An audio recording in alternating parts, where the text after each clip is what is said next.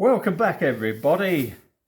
Right, so I've got a new project lined up, a new neck brake project, but it's not going to be here for a little while. So I thought I'd show you my own personal Strat that I'm building. Yeah, this is pretty nice actually. I'm really pleased with the way it's looking. I just done the paint on the body. I bought the body from eBay and really pleased with all the routing. It's fantastic. The weight is only 3.15 pounds, which was the clincher. So I had to get, it was about $100. And what I did to finish it was clear shellac straight onto the wood, and then like a semi-opaque white mixed in there, oxide white mixed in with shellac. So white over the top of the clear. And then I used a trans tint bright red into my remaining white to pink it out, and it got a lovely tone. So yeah, I think that's gonna be awesome. And this is a 3-piece order.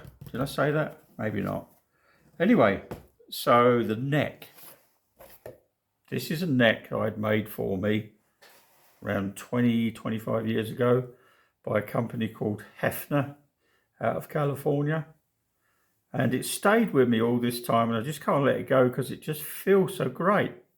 It's got an ebony board, stainless steel 6105 tall narrow frets on there. I've taken those down a little bit just to make it a bit more comfortable.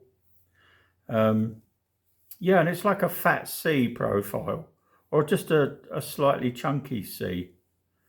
And I just love it. It's great to play thumb over. It's got a narrow nut, which makes the thumb over chords really good. Clues tuners, I believe. So hardware, I have Goto. So I bought a Goto trem.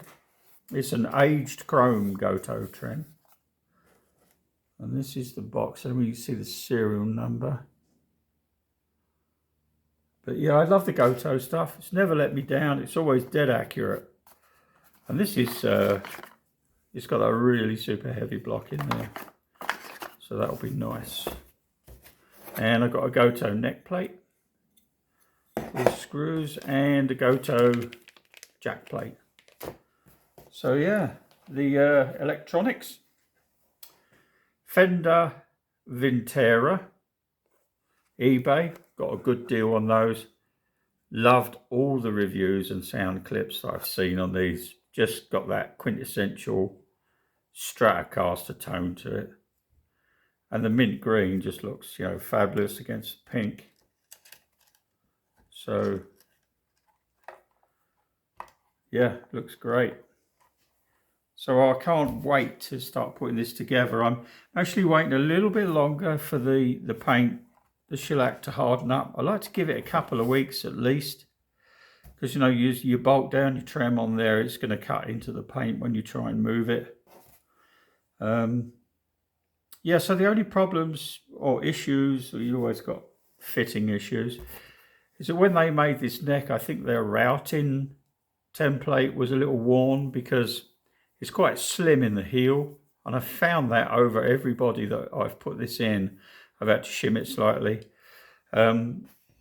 because I don't like to see gaps. But what I've done on this, if it was a customs guitar, I'd put a slice of hardwood in there and glue it down inside to make a shim and then file that. But with this one, I just ran a little pool of tight bond in there and contained it with some tape and let it set up, and then just filed the tight bond to the shape that I needed to get the right angle over the bridge. So yeah, the first job, once this is set up really nicely and the paint is hard, is to fit the bridge and then align the neck to the bridge, which actually I've already done with the body unpainted, so I know my alignment is good. Personally, I prefer that the high E string has got more fret than the low E string, and the thought behind that is when you're pulling off, you're pulling away from the fretboard, so it's easier for that high E to slip off the board. Whereas if you're doing pull-offs on the lower E, you're pulling it inwards. And most of my chords are fretted with my thumb as well, so that's the way I like to run them. And then with the scratch plate not being drilled on there, once the neck's on and I'm lined up with the bridge, I can move the scratch plate around to get exactly the right orientation over the pole pieces. Yeah, so stay tuned and I will make a part 2 of this on the assembly. Thanks a bunch.